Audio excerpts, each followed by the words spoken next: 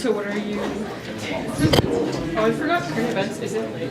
For some reason, I had it written down like I don't know why. But you don't. I didn't. I didn't know what it was. So he might not make it for your portion. We do. That's right. That's fine. Is he coming later? He is. Yeah, we're gonna But until then, What else is happening? Yeah. I'll be going to like maintenance stuff. You are. So, okay, I can do whatever you do. Welcome everyone. It's great to have you today. Make sure I'm in the frame. Good to see everyone. Always a pleasure to see your smiling faces so chipper after a day of school. We have the privilege of hearing at the beginning of our class today from Dr. Quinn Mika. Hopefully all of you have had a chance to get to know him. If you're lucky, take a class from him. He is the director of the Middle East Studies in Arabic program. He's teaches also in the political science department. And he's going to talk to us today about the mostly the Palestine-Israel portion at the end, for those who choose to do it, but also you might have some comments to share with us about the program in general. I have a lot of respect for him, and I hope that you all take this opportunity to learn something from him. So the floor is now yours, Dr. Mika. Thank you. It's good to see so many of you here and join on the program. Maybe I'll start by just sharing a few reflections on the Jordan program, because all of you are going on the Jordan program, and then I'm going to turn to the Israel-Palestine Field Studies course, which is offered. It's the one course offered in December.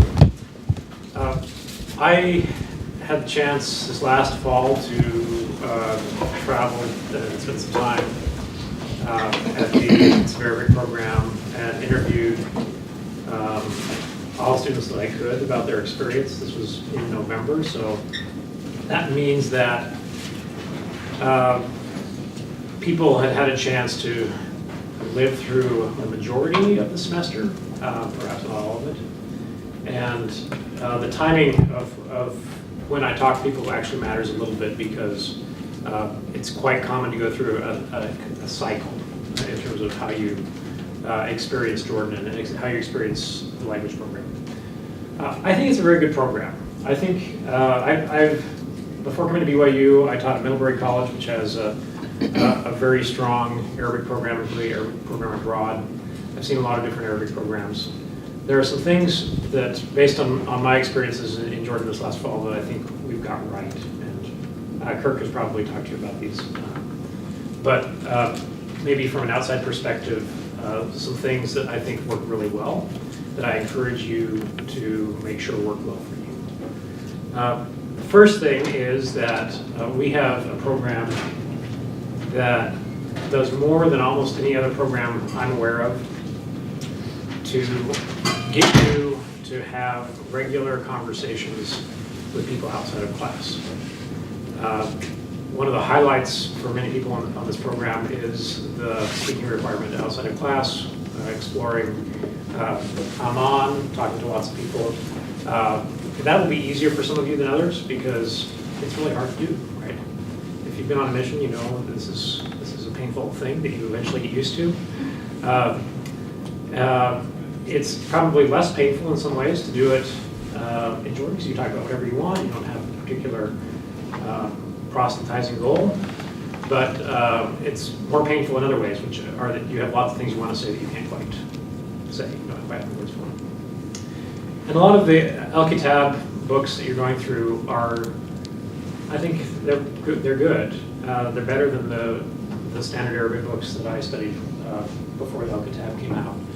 But they don't always teach you basic things like spoon, or things that we really need you to figure out as you go out and talk. And so we find that people end up becoming really quite good at dialect compared to almost any other Arabic program that I know. So make sure you take advantage of that. Make sure you're excited about that. It really enriches your experience, not just linguistically, but because you get to learn so much about people in the process. The second thing that I really like about this program is the speaking and presentation appointments that you all will have with native speakers. And as you have those, they come in different forms, but you will have a chance to present on a particular topic, be recorded, have the native speaker back up, listen to you again, correct the things that you missed, have you do it again. So very real-time feedback, so that unlike your general speaking as you go out into the city, where no one really knows or if you're speaking well, right? Like if they can understand you or not, or are polite, you kind of do that right, but people are quite hesitant to correct every little mistake you make. We have people that are there on task who are going to correct every little mistake you make, right, and make you do it again and again. And that's another real strength of this program. Every Arabic teacher in the regular classroom that I had a chance to observe is really good. They have their strengths. The classes are pretty small, smaller than at BYU, and the more you can be in the classroom, just speaking, just developing a good, close relationship with your professors, developing a great relationship with people in the class that you're assigned to, the more fun you're going to have. It's hard work. Okay. If you take 18 credits at BYU in a normal semester and you have 3 political science classes and then an econ class or something, you kind of know how difficult it is to make it through the semester at this time of the year. It doesn't feel quite like that because you really are able to focus on one major topic, and that feels a little bit luxurious. Like all you have to do is learn Arabic, right? It's just there is so much Arabic to learn that you will feel always inadequate. And I just want you to recognize that, and that's okay. That's just the process. And what will happen about November 20th or so, when you've got 2 more weeks of class, is you will have a mild panic attack that you have not mastered Arabic yet. And it's because you haven't, and you know, and you have a stronger sense than that how much more you have to go. But the amount of progress people can make in 3.5 months is really quite remarkable. So I just think we get a lot of it right. Some of you, based on my experience, really like a lot of structure and really like knowing all the grammar rules and really like being taught the exact grammar rule before you actually go out and practice it and feel like you really want to do that. And some of you are just by nature much more freeform. And I'm just go out and I'm just going to say some stuff, see if anyone understands me. And both of those things are good. You want to have a blend of those. You've got a great TA, 2 TAs that are going to be joining you, who have pretty good mastery of the way some of the complexities of Arabic grammar fit in, and they're still learning too, so they will be trying to figure it out and be able to at least walk you through how they would go about figuring it out, which will be quite helpful for you. Kirk has a pretty text-based approach where he likes to give you a text and get you to try to parse it and figure out what the grammar is doing in the process, rather than telling you, here's the grammar at work, go find it, and then see how it works. And so it's a bit of an inductive approach, which will resonate more with some of you than other folks.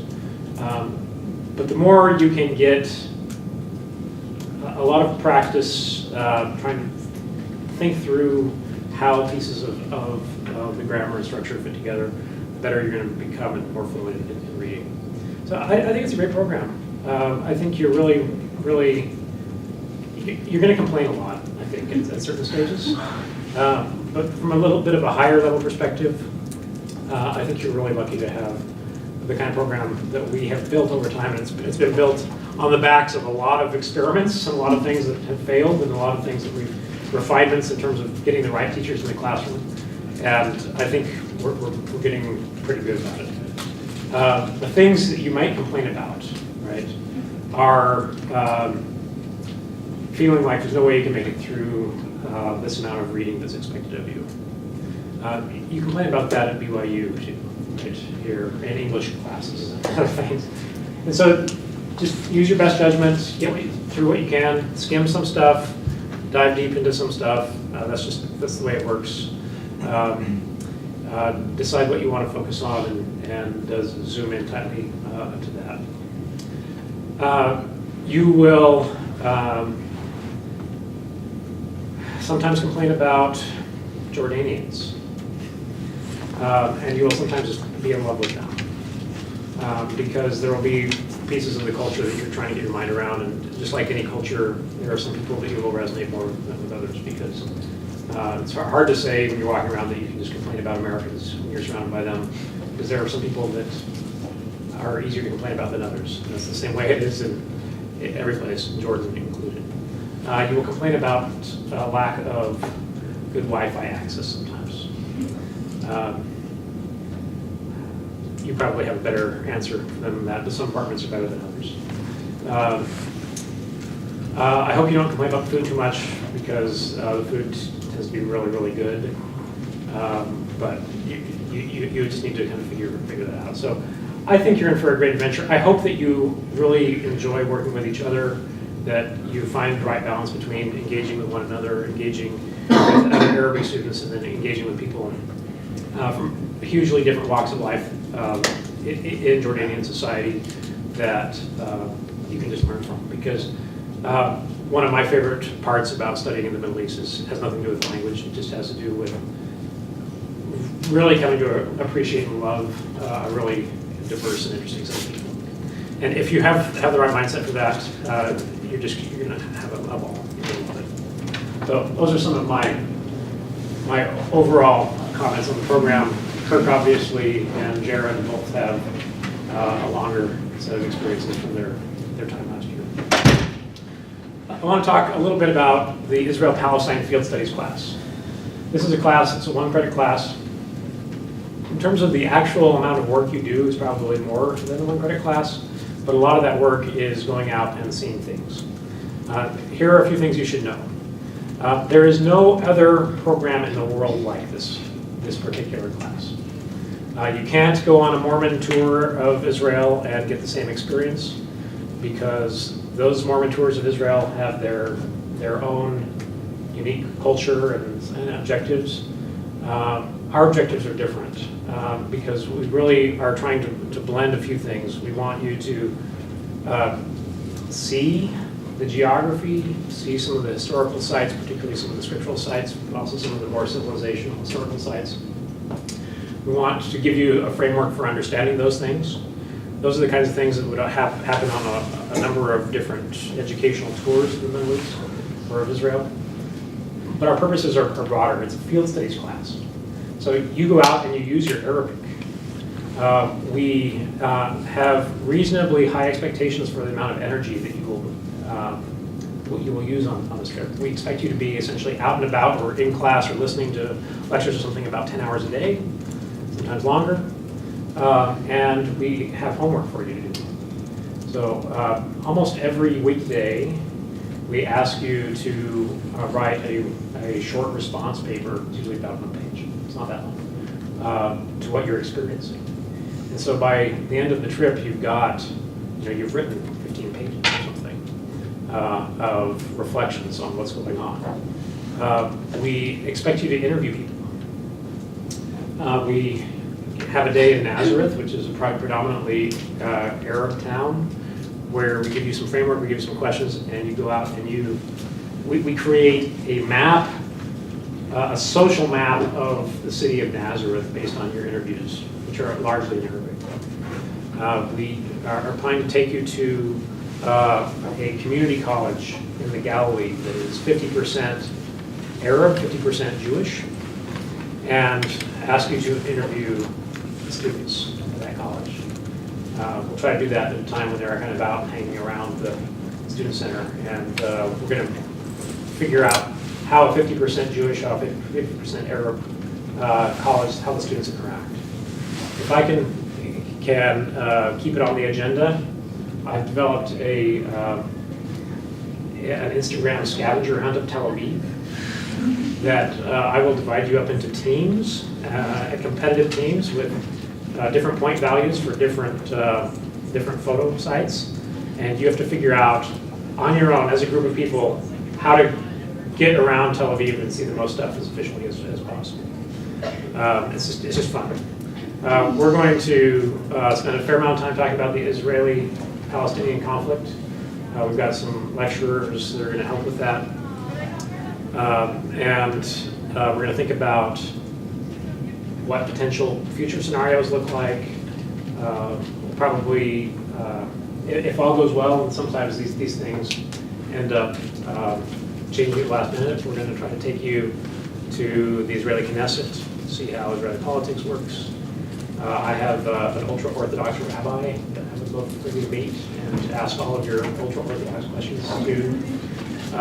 Sometimes we bring in Seeds of Peace, which is a civil society organization dedicated to trying to bridge boundaries between Israelis and Palestinians and try to get you into engagement with them. We're going to take you on a tour of the Israeli mythology. So Mount Herzl and the way that Zionism developed in the Israeli consciousness and how Israelis see themselves. We'll give you lots of places to understand that, as well as how Palestinians often see Israelis.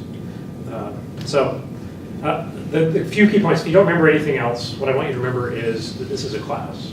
It's not a tour. And as a class, we're going to be moving you around a lot. We're going to be out and about most of the time.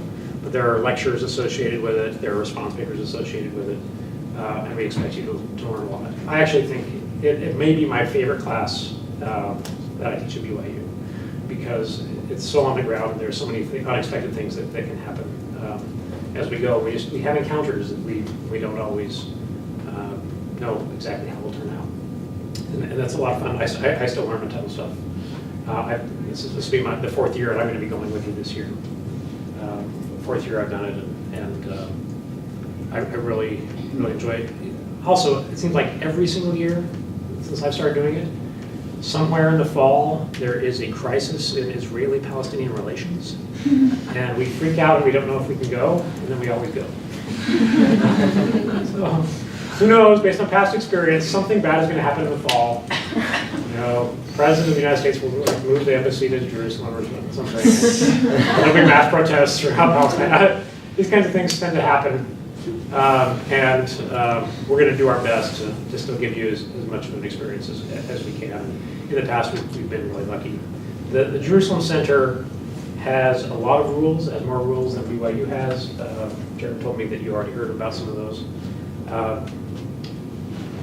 They're not hugely onerous unless you have a very strong feeling of personal justice.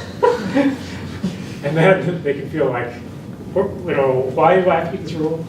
We just keep them because we really, really want to be invited back every year. The Jerusalem Center is a special building. It's in a really, really cool spot. It gives us access to all kinds of stuff that we really want to do in Jerusalem. And so the second half of that one credit course is based in Jerusalem. The first half is based in northern Israel and Tel Aviv as we drive around. So it's partly a history course, it's partly a scripture course, it's partly a political course, it's partly sociology. If we are successful in our mission, you will leave that course exhilarated and deeply troubled. And that unique combination of exhilaration and being deeply troubled is something that's really hard to get in a classroom like this, but we can do that when we get you on the ground. And it's a very personal, meaningful experience for lots of people.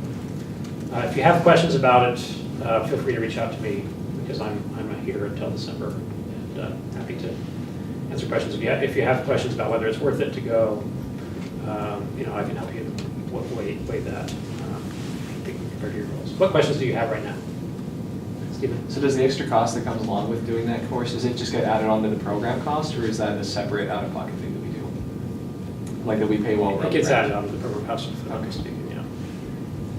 And the cost comes from these sources. So number one, you are not allowed to tour Israel as a group without having an official Israeli tour guide. So it comes from paying for that, paying for the bus, paying for the hotels we stay in. We stay in a really cool hostel in northern Israel. We stay in a hotel in Tel Aviv. We stay on the Sea of Galilee. And Kirk put his foot down and said, I want people to be able to swim in the Sea of Galilee this year. So even if we don't kind of go out in the boat on the water and pretend that like Jesus is walking next to us, we're at least going to give people a chance to put their swimsuits on and get out there. A couple of years ago, we had some extra time, and I like to run, so we were out on the Sea of Galilee, and I saw a cool rocky outcrop that I didn't know what was. And so I took a group of students on a run, it was like an 8-mile run, and we ran up this mountain, looking over the Sea of Galilee, and other people had discovered it before I did. But there was one of the 10 cities of the Decapolis that was unexcavated up there, right? So like, wow, like, here's an ancient Roman city. The Romans figured out that this was a cool rocky outcrop too. You know? So that's kind of fun. We try to take you to the Golan Heights. And last time I was there, we looked down at Al Qaeda, which was on the Syrian side of the border there, and just got to kind of see where Al Qaeda was operating. It was exciting. It was exciting. There was really UN personnel and Israeli tanks and stuff around, so it wasn't particularly stressful. We take you to the Lebanese border where we look over and try to see Hezbollah. That, depending on what Hezbollah is up to in the fall, we'll try to decide if that's a good idea or not. And we take you to Bethlehem. And it's particularly interesting to go to Bethlehem in the middle of December because pilgrims from the Christian world start to congregate. And that's,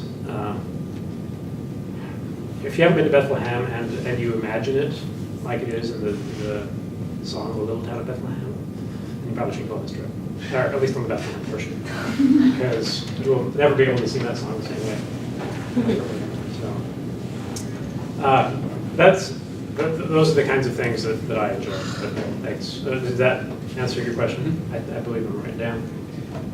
So obviously, like the program must have evolved since you took it, or since you were in Mesa. But what would you say are some of the things that you did first of all to take advantage of the Arabic portion of the program, to really learn Arabic as best you could, and then just to take advantage of the program in general, make sure you got this. You're talking about the Jordan Arabic program? I guess just the whole experience has been.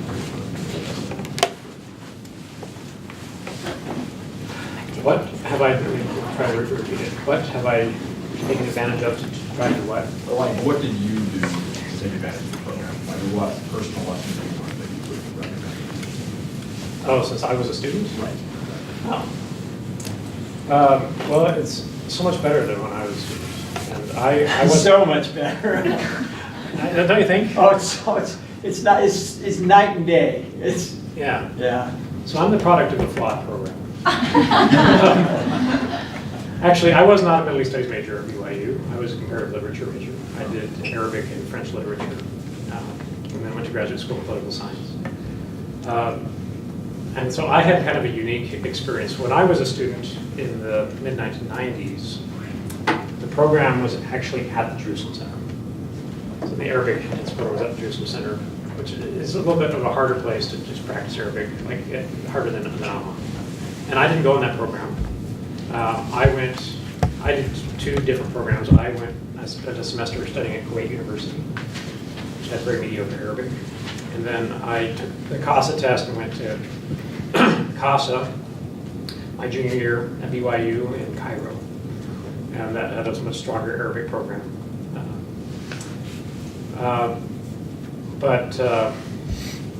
I just think, based on what I saw and what I was describing before, the level of speaking rigor, the quality of experiential learning that takes place is just much richer than it was back then.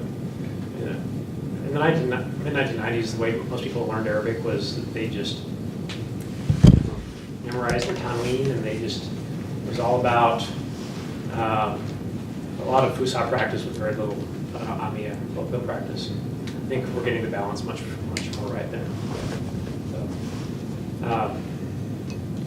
I think we're in a good place. Other questions? And this Israel-Palestine Field Studies class never existed. This is the product of the last 10 years, and we've constantly refined it every year. And the refinements have largely been designed to give you more experience with people on the ground and less time in lectures. So you say this Israel-Palestine part is like, what, like class, we're going on new stuff. What about the spouses? They come with us and do all that, Sure. stuff with us, and what do they do? Because it's not a class for them, right? Or is it? Yeah, so they register, but they don't get graded, and they don't have to submit assignments. But the expectation is that they will participate. So what usually happens if you bring a spouse is that the spouse is trying to chill in the evening while you're trying to finish your response paper. And they'll love that. The spouses that I've gone with really enjoy it, right? The stakes are maybe a little bit less high for them. It's not a class that is extensively graded. In other words, if you do all the work, you get a good grade in this class. So we don't put a lot of pressure on you, like this one credit is going to sink your scholarship or whatever. That's not the idea. But you do have work in the evenings to do. And spouses don't have to do that, but they're certainly willing to come. Other questions? Okay, thanks. Alf shukr. I'm so sorry I wasn't here for the whole thing, but I can't wait to hear what I missed. We had a visitor come in from Egypt that it was late. Imagine this. He's coming from Egypt and he's late for his meeting with us. Dealing in stereotypes. I have a soccer game to coach, so I'm at 6, so I'm going to head out. Bitawfiq, inshallah. Okay, Assalamu. Go! Yeah. There's a lot to learn from this guy. And one of them was, I was trying to push him out the door when he was an undergraduate. I just kept, he was like, would not graduate. And I mean, it wasn't like, anyway, he kept saying, well, I want to do this, I want to do this, and I'm like, yeah, but you could do that. Anyway, he really had a great plan, lined his duckies up and I don't know if you know this, but he was, so we got a full ride to Stanford political science, and ended up being voted top 10 new PhDs in the country in political science, right? So that's pretty up there. And anyway, it just goes on and on. And that's not,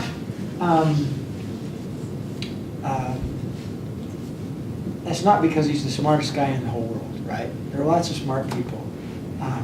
But it is about taking those smarts and, putting your plan together, working your plan, and there's a lot of other things to it. But way too many students just think, oh, no, I can never do that. And those people today, anyway,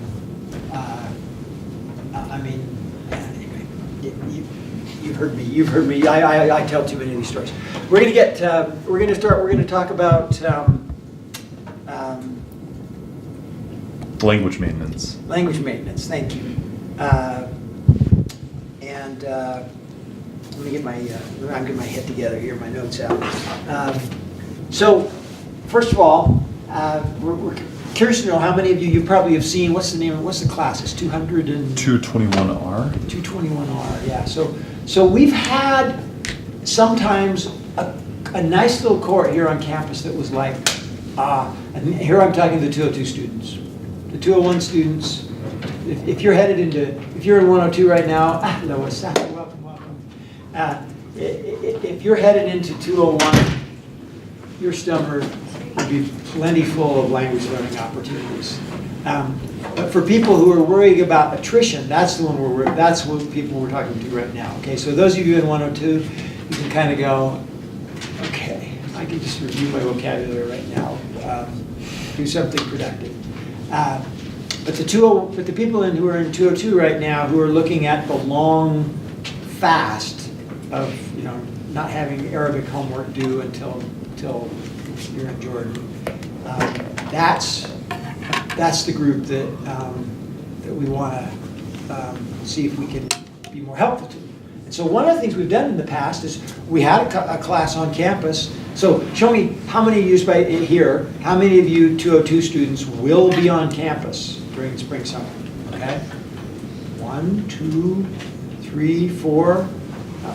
You're a 102 student, right? Oh, Yeah. you've been taking. Nah.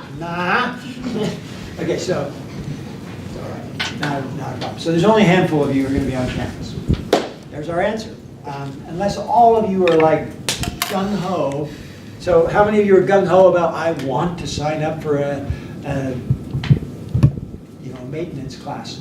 Let me tell you more about the maintenance class that we've done in the past. Like, for example, a couple of years ago, Eric Young, who some of you probably have as a teacher, Eric Young did this really cool experience with Preach My Gospel. No, it wasn't Preach My Gospel, Gospel Principles. And basically the idea was students are going to, this is a really great thing to do. It's material's easy. It's going to be really valuable for you in the branch, and then almost all of this religious vocabulary and being able to talk about religion is helpful with your Muslim friends anyway. And so the group just decided we're going to work with Gospel Principles, the Gospel Principles manual, and so they did other stuff too. They did some verb charts to make sure everybody was still interested in coming, but just kidding. And so anyway, so it's been kind of flexible. Other times it's been, but we never got very much of a showing. Eric had a reasonable group coming out. But if we can only get a couple of people, it doesn't really make sense to do that, to put the resources into that. It'd be better to do some other things. And so how many of you would be signing up for a a maintenance class like that? You got one? Would it be during the day or would it be during the evening? It's currently listed as 3 to 3:50, but I'm not sure. But with 3 people, you could say, okay, what are we going to do here, folks? And so that sort of thing.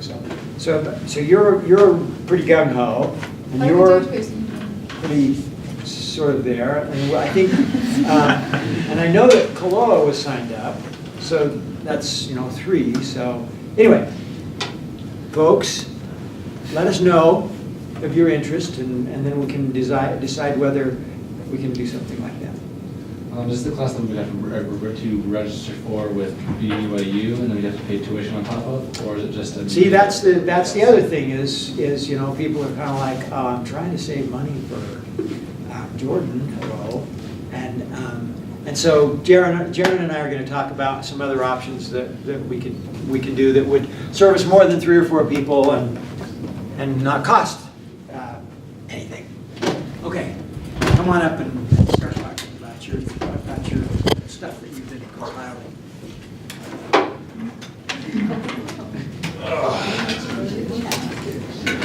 All right. Just ask her, Yeah.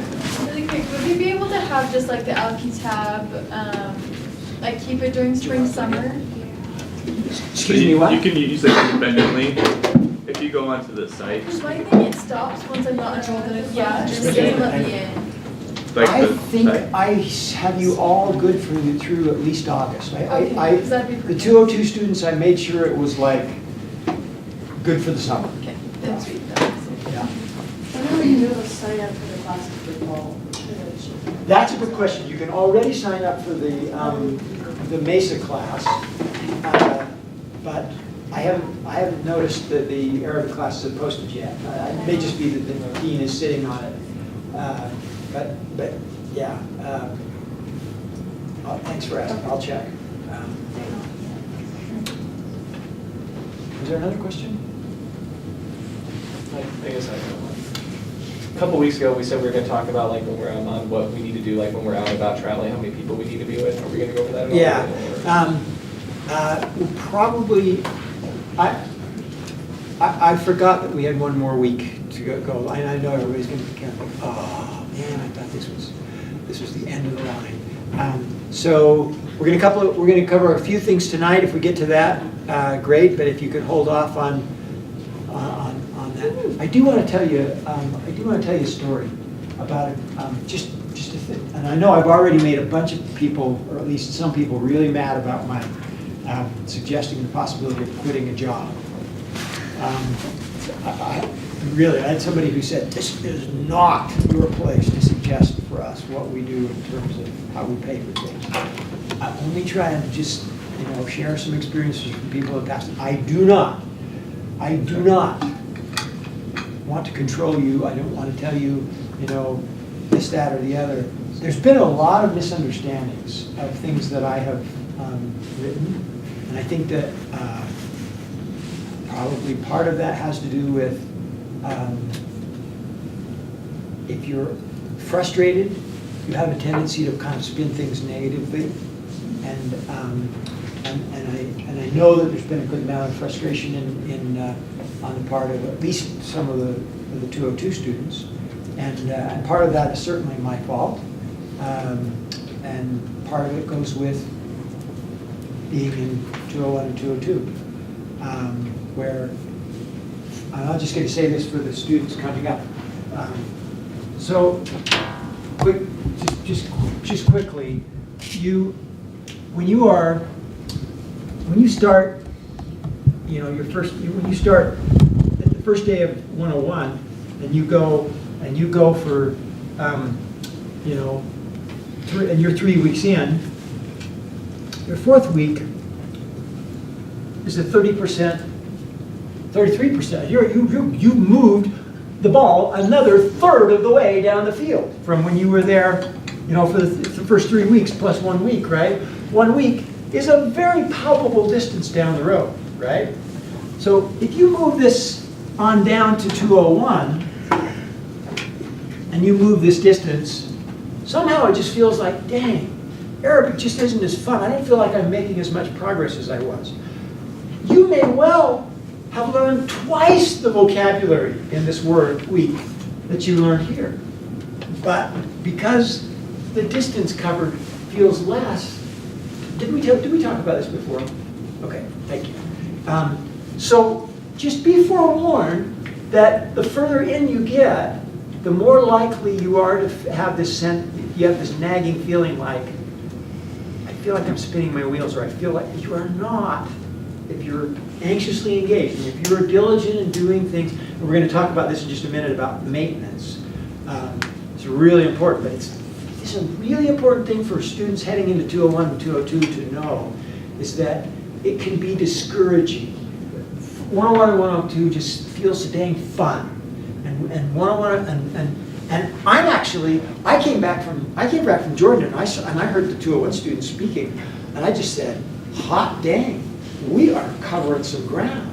This is really great progress. I didn't remember seeing a 201 group finish 201 and be at that level of speaking ability, and as a group. We get individuals who were gung-ho and were constant, really pushing themselves. But it was awesome. So anyway, so just for managing the thing. So I'm going to tell you about the student.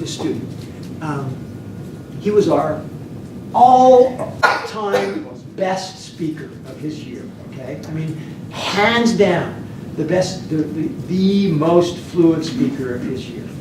And a lot of factors go into that, right? I mean, a lot of factors go into that. But what is the one factor that is no avoiding, must go into that? Time on task, right? Time on task. And grit makes time on task, yes. Okay, gets you to time on task. So, what happened? We asked him, we said, hey, why are you so good?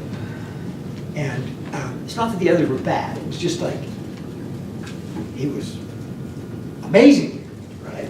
And I don't want to discourage anybody. Everybody learns a lot. But you have to ask a question. You have to kind of ask yourself questions when you run across these people. It's like, why are you not like, almost everybody else, right? And he said, I think it's because I chose to keep liking my Arab friends. What did that mean? It means, Joseph, come stand up here, okay? It means, hold my hand, will you? It means when people started holding his hand, Arturo was his name. Arturo just thought, okay, so we walk hands and we go for a walk, you know? That's what we do. Other people kind of like weren't okay with holding hands and going for a walk, right? Their friends would text them 12 times an hour.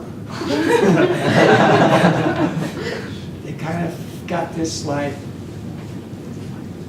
I don't really want to see this guy again, right? And Arturo just went with it. Just said, okay, we're gonna go with this. And he chose. The key word here is chose, right? Agency. You are an agent. And what is the most natural thing in the world for you to do when you get to Jordan is what? Clone. The people that you know and love, Joseph, etc., right? We want to huddle and go do fun things together, right? In fact, it's like we had the Wadi Mujib trip. Awesome experience. Super lit. Lovely time with no Arabs harassing you, ladies, right? I mean, it feels like you're out you're wet, it's fun, there's no harassment. It's like, bring me back here, right? And so in the old days, I actually had TAs who aided and abetted this. In the old days, people would go like 3 or 4 times. And you know, like, oh yeah, let's go to Wadi Mujib again. Oh, let's go to Wadi Mujib again, you know, because it was fun, right? If you take a little thought, you'd think, let's see. We're going to go where we can make sure that we have no Arabs around us, and we're going to do this week after week after week. Why did we come here? I mean, we can do that in southern Utah, right? We can do that, right? You know, whatever. And so we just put a rule and just said, one Wadi Mujib trip, right? Anyway, so that wasn't my rule. It was a rule I inherited. It's a great rule, so we do it. But this guy, let me tell you one other really wise choice this guy made. He didn't do very well in 101 and 102. Sorry, 201 and 202. I don't know how he did. I can't remember. But he didn't do very well in 201 and 202. So he repeated. He didn't have to. He repeated. Now, I'm not saying that you should repeat 201 and 202, but I'm just saying that it's those kinds of heads-up decisions that make a big difference, right? So you settle it in you be strategic. You think about, okay, so Jared, for example, I'll see students and I'll think, oh yeah, fun, we're gonna go to Mecca Mall. Woohoo! But we're gonna go to Mecca Mall and go see a movie. Is there a theater at Mecca Mall? Probably. Look, he doesn't know. I love it. Okay, so anyway, so we're gonna go to Mecca Mall and see a movie. We're all gonna go see the new Star Wars movie. This was a big deal for the new Star Wars movie, or there was a new this or that or the other Marvel comic thing. And so a bunch of people would cluster and go to the movie, and even just a little bit of thought could have thought, let's see, why don't we take a couple of extras? Even if we're going to do this, let's think about taking some Arab friends with us, and mix it up. At least make it something of a joy. I mean, it's not like Arabs don't go to the movie in Mecca Mall, right? So you could do that. So what did Jaron do? Jaron, did you go to Marvel movies at Mecca Mall? I did not. It's okay. You could go to Marvel movies at Mecca Mall, but find Arabs who want to go to Mecca Mall. Maybe two things with that. The first, there were people that really liked to go to American movies, and they like to go in an American style, like large theater. And they're not inherently evil, okay? We're not saying they're inherently evil. I can't take a stance on the inherent evilness, but maybe. But there was a number of women from the program. They're like, I really enjoy doing that. Why don't we just go every week or every other week with some of our speaking partners and Arab female friends that we made? And they just made this an outing. They have a girls' night out that they would go and do. And they had these great experiences doing that. And then they started doing a bowling night. I don't know if you heard about this. The bowling night was crazy because bowling's absurd to me. But they really enjoyed it. On the other hand, I would often find that my Arab guy friends are super awesome. I do tons of stuff with them. Most of them are not very into film. So I would go to the Arab films and movie discussions. And I met people that I hadn't been friends with before. And it was something I was interested in, and suddenly we're friends just based off of the Arab film stuff. So there's two really good ways to deal with it, depending on this one interest. So depending on what your interests are, you can go about it in ways that are fun and meaningful for you, so that when the end of November comes and you realize that you're done with the intensive Arabic portion, that it's just gone, you're like, oh, well, glad I had those experiences. And it's nice to be able to look back on them and be like, wow, that was an experience that not only could I not have outside of the Middle East, I probably can't have outside of this experience. I'm not sure another time in my life where I will be a student in Amman, other than this year and next year, right? When else am I going to be there as a student, hanging out with other students and having that kind of an interaction? So it's fun to remember how unique this is when you're not feeling motivated. So leading into this language maintenance portion. Oh, I wanted to just follow up with one other kind of chaser to that. Sorry about that. It's all and good. that is that. So Jaron used to go to what's the name of the Rainbow Street Theater? Anyway, cinema. Yeah, So Rainbow Cinema. So he would go down to these. So he's going to movies, and but he just got into some of the. It was kind of like this fellow I was telling you about, Arturo. Arturo. He just made choices that ended up putting him in a place that led to a lot of language and culture. And Jaron made choices that ended up putting him in the middle of a lot of language and culture. Ultimate Frisbee was one of those. There's a lot of English there with Ultimate Frisbee. That's ahla wa sahla to the world we live in. You cannot go to the Arab world and not either encounter you're going to encounter a lot of Arabic, English, or a lot of French, or you're going to go to Syria. And I don't recommend that, okay? Syria is really good about not doing English and French. Not as good as it used to be, but maybe you do more Russian now, I don't know what you do. In any case, we had another student. We had another student last year who was a fencer, okay? He was on the BYU fencing team. Ben, many of you know Ben. So Ben religiously went to the fencing club at Sports City and helped train them and went to matches and that sort of thing. And man, talk about a time investment. But it was, he, like Jaron, both with his cinema and his Ultimate Frisbee thing, which inserted him into a cultural context that ended up turning into other really cool opportunities he can tell you more about. Ben inserted himself into an Arab context. It's kind of like, just getting it's kind of like just getting your kayak out there in the river and away you go, and he was just like, I don't know if I'm up for this, but here we go, and sometimes Ben would come home and he would say, But by the end of the program, Ben was just like, oh my gosh, I have learned things I could never have learned had I not gotten myself in the middle of that and gotten swept up with it, right? And so, you know, there's some other strategic choices. So, you know, like for example, Brady Anderson, who wants to be a psychiatrist.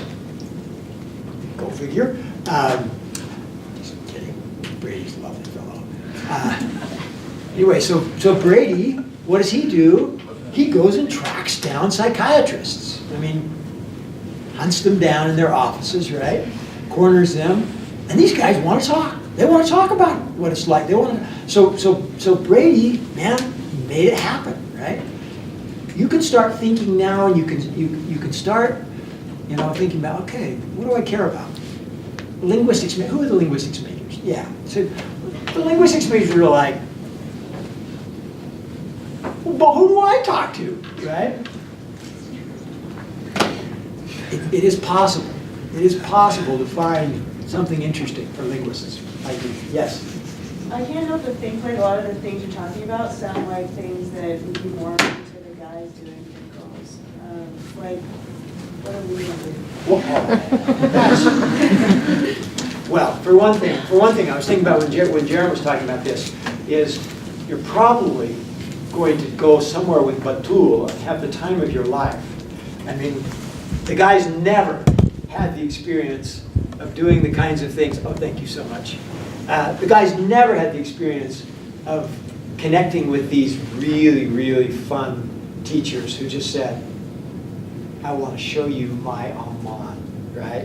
And they went out and they went, was that the bowling that they did? Or Bowling, movies, olive picking, cooking, meet their families. They did crazy Go fun to the things. museum, go to art exhibits. They did stuff every week, like during the week and on the Yeah. weekends. Way beyond. I really think the male experience is an impoverished experience. The women's experience is a challenging experience, but the male experience is somewhat limited, unless you happen to get tied into something like fencing, or you know, if you do really do good due diligence, Brady and his psychiatrists and so forth, you can see how much fun the men are having. Anyway, so. I think that the greatest difficulty for women on the program in terms of having these experiences is that they have more difficulty with the insertion into the group. But they're like with both of two of my main experiences with Ultimate, my sister was with me for that, and she had equally rich experiences going, and she was fine being there.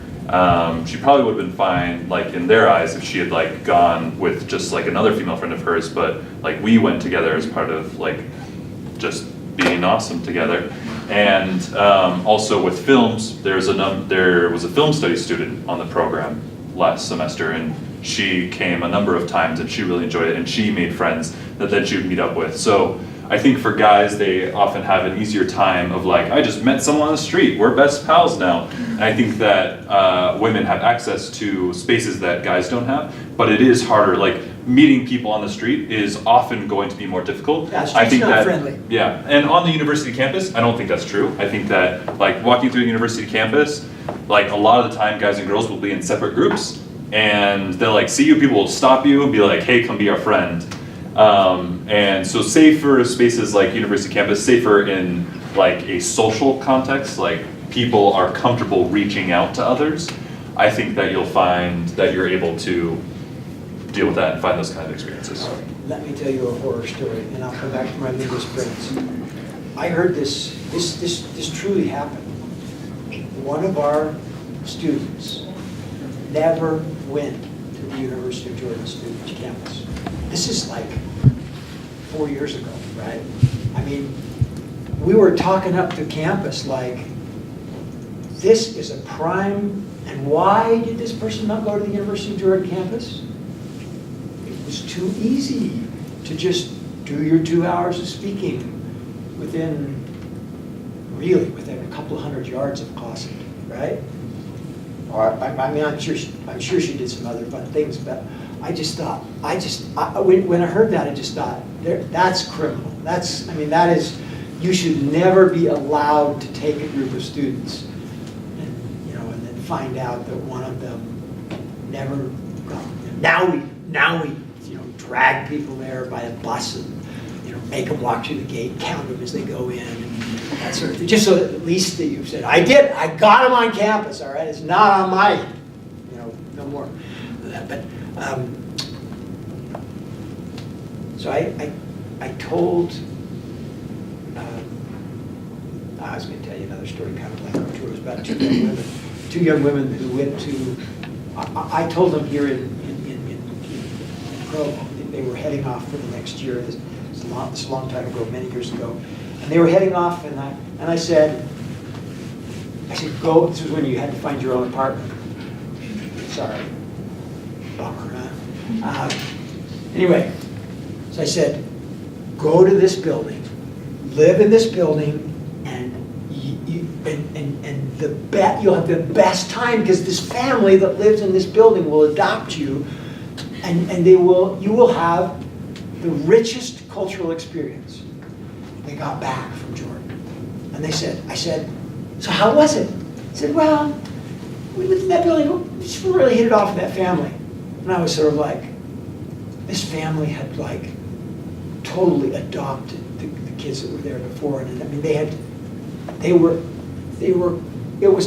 was one of the greatest cultural experiences I'd ever seen a family have. And I wanted to strangle these two girls and just say, it doesn't matter if you aren't like, you know, automatically best buddies. You just suck it up and go and be friends, you know. Anyway, so it doesn't all have to be, you know, they're all difficult. So let me get back real quick to our linguist friends. Our linguist friends who don't have psychiatrists to chase down or something like that.